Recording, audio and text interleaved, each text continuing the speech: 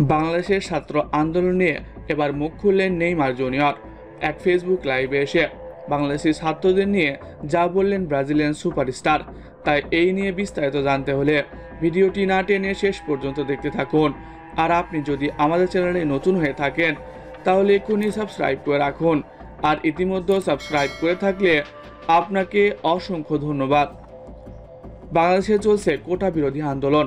এই আন্দোলনের মাত্রা এতই ভয়াবহ যে আগামীকাল 100 জনের প্রাণহানি হয়েছে। বাংলাদেশের সকল জেলায় এই আন্দোলন চরমে রয়েছে। একের পর এক কর্মসূচি দিচ্ছে ছাত্ররা। সেই ধারাবাহিকতায় আজকের কর্মসূচি মার্চ টু ঢাকা। ছাত্ররা ঢাকার উদ্দেশ্যে রওনা দিয়েছে।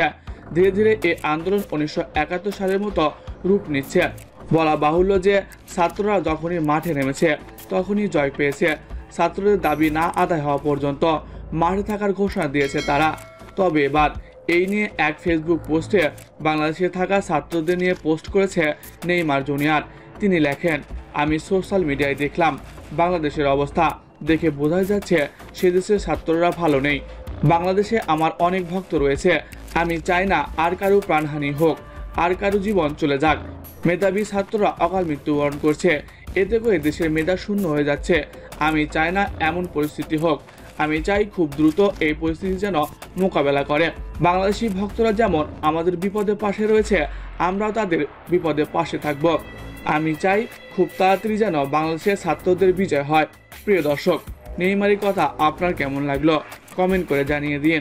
এছাড়াও সকল ধরনের খবর সবার আগে পেতে হলে আমাদের চ্যানেলটি সাবস্ক্রাইব করতে ভুলবেন না। ধন্যবাদ সবাইকে।